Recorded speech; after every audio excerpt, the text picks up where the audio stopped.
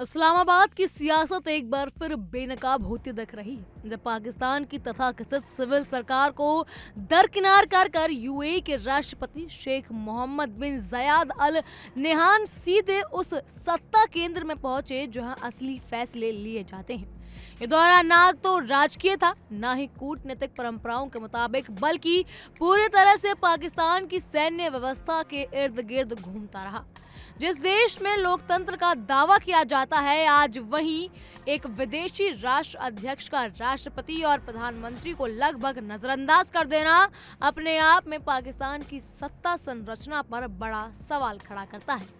UAE के राष्ट्रपति शेख मोहम्मद बिन जयाद अल नहान 26 दिसंबर को पाकिस्तान पहुंचे, लेकिन इस यात्रा को लेकर जो सबसे चौंकाने वाली बात रही वो ये थी कि पाकिस्तान के राष्ट्रपति आसिफ अली जादरी ने ना तो उनका स्वागत किया और ना ही उनसे कोई मुलाकात की।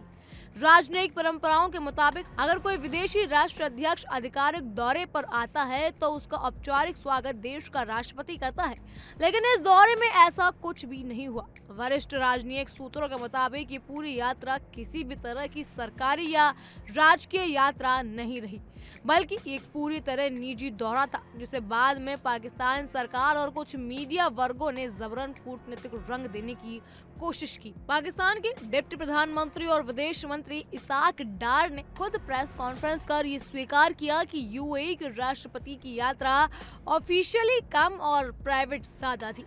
उन्होंने बताया कि शेख मोहम्मद नूर खान एयरबेस पर पहुंचे वो, जहां एक सीमित स्तर की मुलाकात हुई और इसके बाद वो वहां रहीम यार खान शिकार खेलने के लिए चले गए।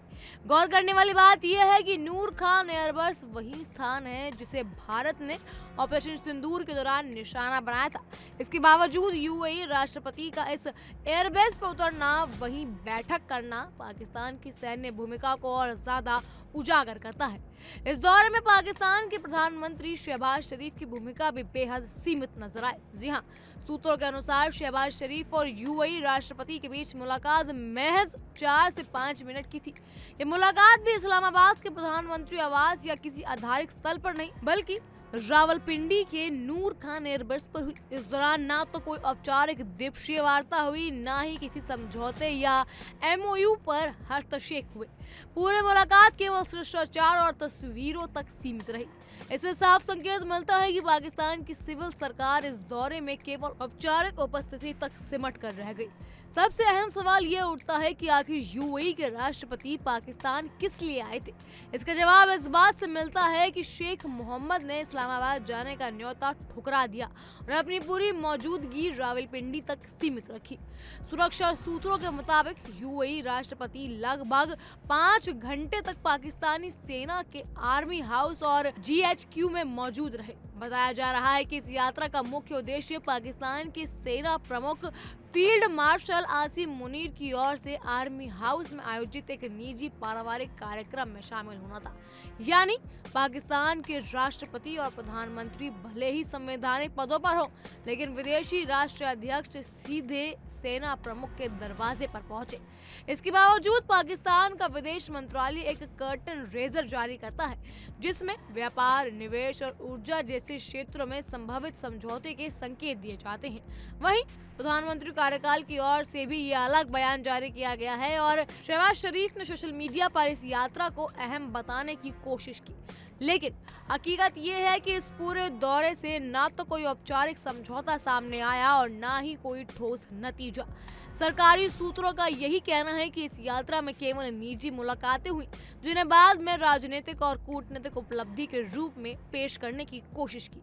सूत्रों के मुताबिक यूएई के राष्ट्रपति और आसिम मुनीर के बीच गाजा के लिए प्रस्तावित इंटरनेशनल स्टेबलाइजेशन फोर्स को लेकर संक्षिप्त चर्चा जरूर हुई, लेकिन उस बातचीत का कोई भी औपचारिक ब्यूरो सार्वजनिक नहीं किया गया।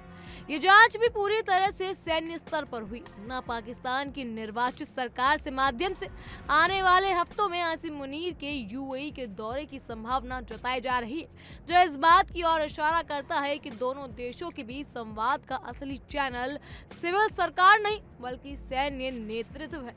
ये पूरी घटना पाकिस्तान की सत्ता संरचना को एक बार फिर उजागर करता है, जहां लोकतंत्र केवल नाम का है और असली ताकत सेना के हाथों में केंद्रित है। एक विदेशी राष्ट्राध्यक्ष का राष्ट्रपति भवन और प्रधानमंत्री आवास को नजरअंदाज कर सीधे GHQ में समय बिताना इस बात का स्पष्ट संकेत है कि पाकिस्तान में विदेश नीति, कूटनीति और अंतर्राष्ट्रीय संबंधों की दिशा सिविल सरकार नहीं बल्कि सेना तय करती है। ये दौरा न केवल पाकिस्तान की कमजोर राजनीतिक व्यवस्था को दिखाता है बल्कि ये भी बताता है कि अंतर्राष्ट्रीय मंच पर पाकिस्तान की शाख किस कदर सैन्य शासन की छाया में सिमट चुकी है।